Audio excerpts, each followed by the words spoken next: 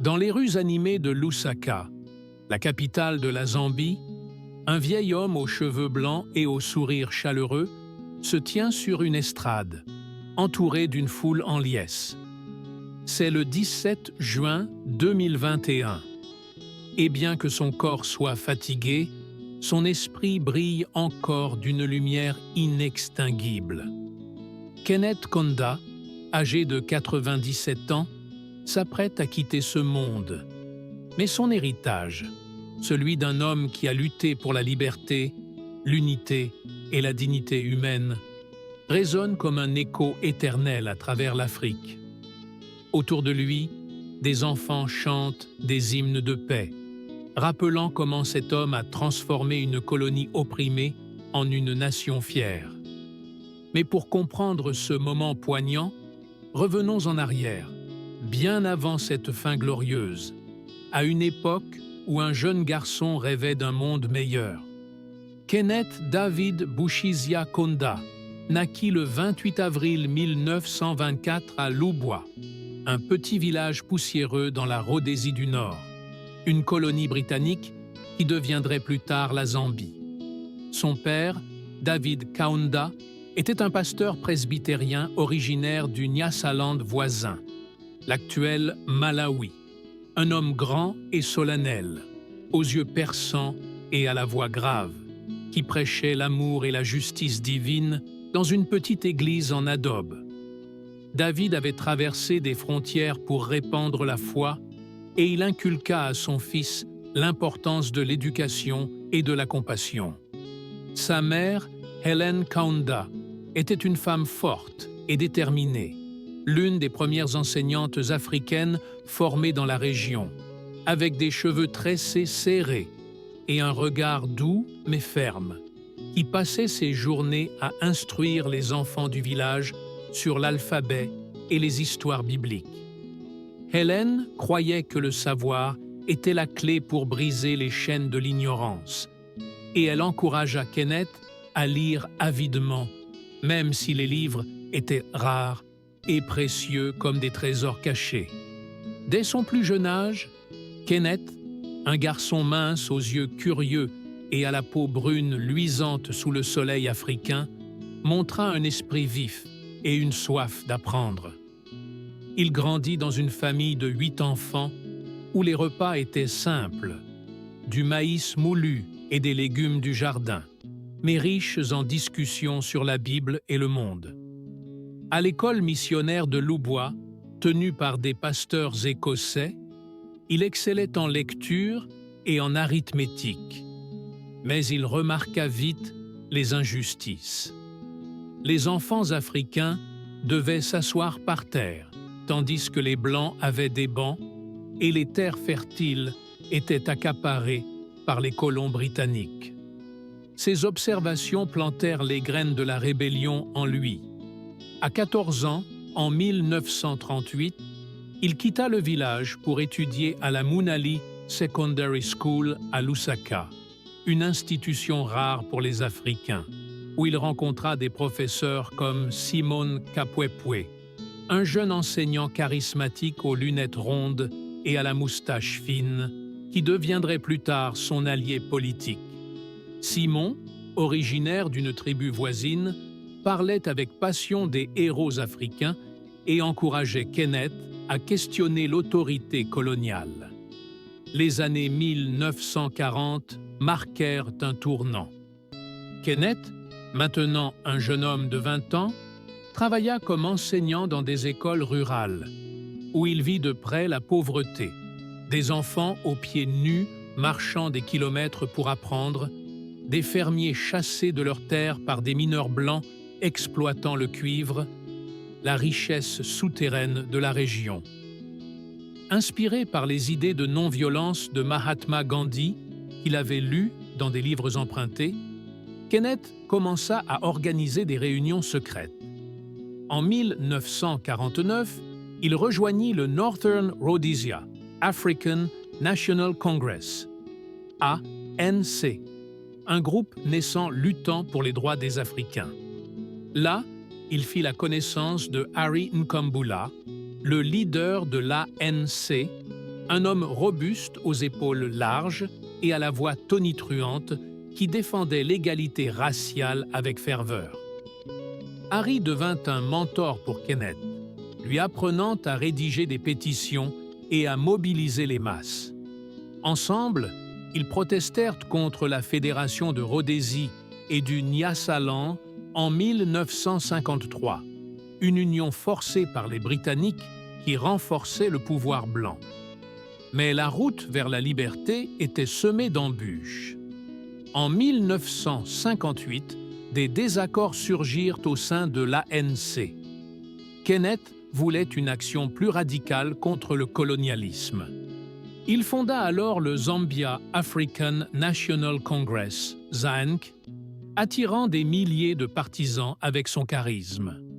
Les autorités coloniales, menées par le gouverneur Sir Arthur Benson, un Britannique austère aux moustaches grises et au costume impeccable, voyaient en lui une menace. En mars 1959, Kenneth fut arrêté et emprisonné à la prison de Salisbury, aujourd'hui Harare, au Zimbabwe, pour incitation à la violence, bien qu'il prêchât toujours la paix. Dans sa cellule froide et sombre, il passa 9 mois à lire la Bible et à méditer, renforçant sa conviction que l'humanisme, traiter chaque être avec dignité, était la voie. À sa sortie en janvier 1960, il fut accueilli comme un héros par des foules chantantes. Immédiatement, il fonda le United National Independence Party, UNIP, un parti unificateur qui rassemblait toutes les tribus zambiennes. Simon Kapwepwe, son vieil ami, devint vice-président et ensemble, ils sillonnèrent le pays en jeep poussiéreuse, parlant dans des villages sous les acacias. Les années 1960 furent électrisantes. En 1962, Kenneth participa à la conférence constitutionnelle à Londres, où il négocia avec des officiels britanniques comme Ian MacLeod, le secrétaire aux colonies, un homme diplomate aux yeux bleus et au ton mesuré, qui reconnut la légitimité des demandes africaines. Ces pourparlers menèrent à des élections en 1964, où l'UNIP triompha.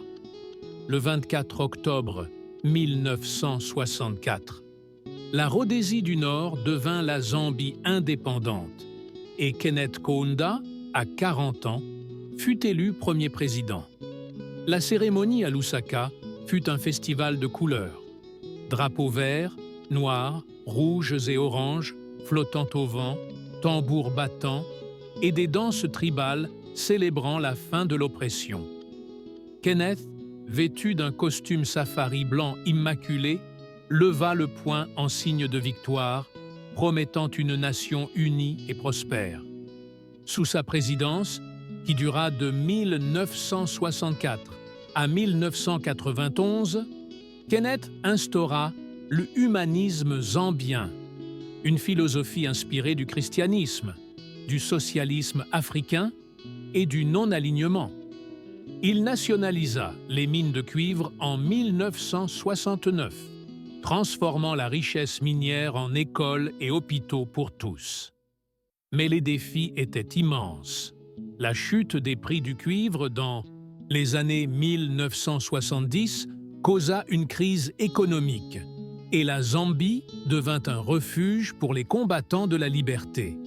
Kenneth rencontra des leaders emblématiques lors des sommets des Frontline States, un groupe formé en 1974 pour contrer l'apartheid en Afrique du Sud et la domination blanche au Zimbabwe. Julius Nyerere, président de la Tanzanie, un homme sage aux cheveux courts et au sourire paternel, devint un proche allié. Ils discutaient tard dans la nuit de stratégie non violente. En 1976, Kenneth accueillit Robert Mugabe, le futur leader zimbabwéen, un intellectuel aux lunettes et à la moustache fine, fuyant la persécution. Et en 1986, il serra la main de Nelson Mandela, lors d'une rencontre secrète, bien que Mandela fût encore emprisonné. Mandela, avec sa stature imposante et son regard déterminé, loua plus tard Kaunda pour avoir fourni des bases d'entraînement à l'ANC. Kenneth défendait des valeurs profondes, l'unité au-delà des tribus, la paix plutôt que la guerre, et l'égalité pour tous les humains.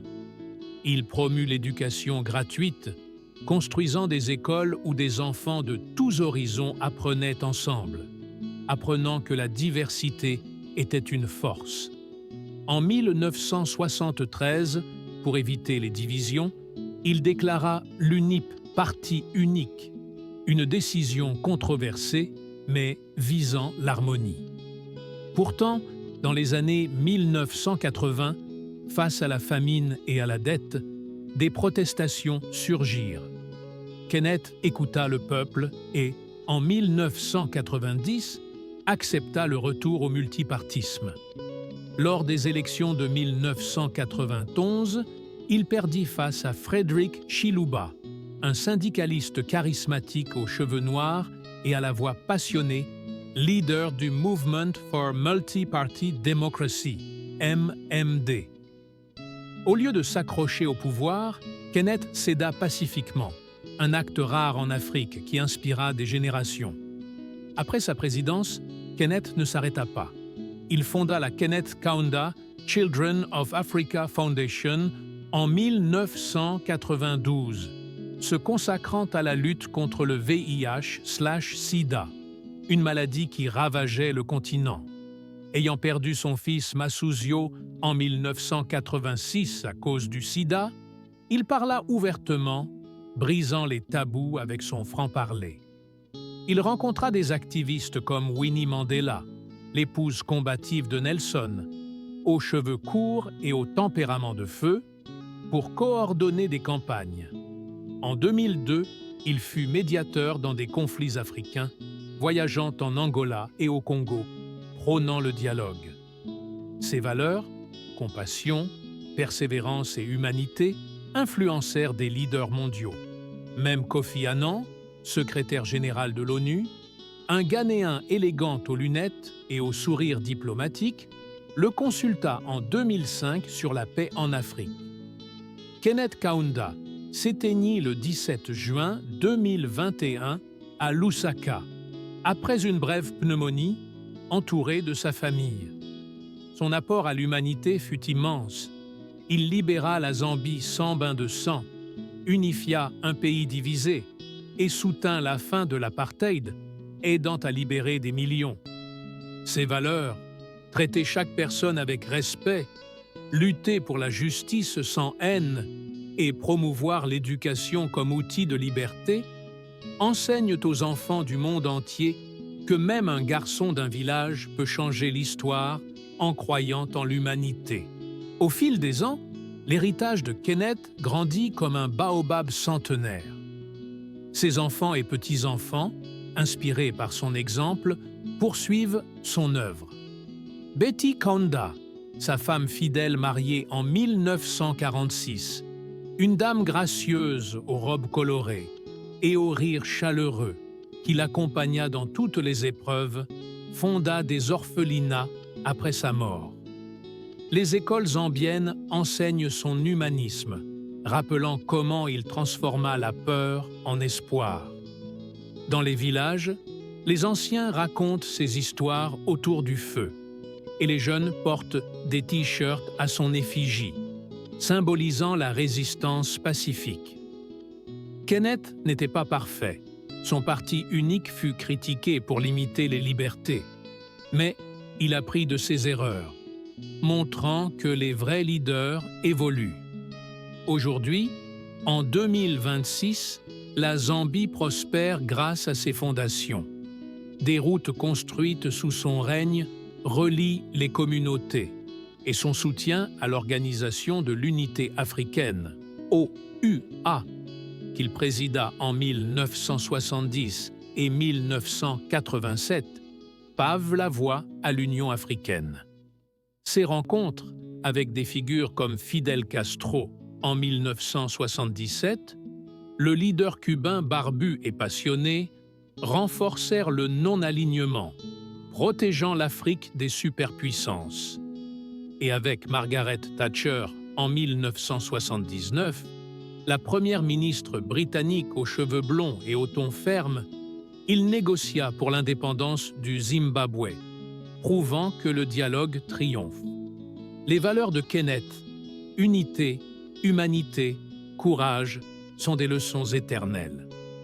Pour les enfants, il enseigne que la liberté se gagne par la persévérance, pas la violence, que l'éducation ouvre des portes et que traiter autrui avec dignité construit un monde meilleur. Son histoire, d'un petit village à la présidence, inspire à rêver grand, à unir plutôt qu'à diviser et à laisser un legs de paix. Ainsi, Kenneth Kaunda reste vivant dans les cœurs, un géant africain dont l'esprit guide l'avenir. Eh bien les amis, si tu as aimé cette vidéo, like, commente, partage et surtout abonne-toi. Oui, abonne-toi pour ne pas rater notre prochaine histoire.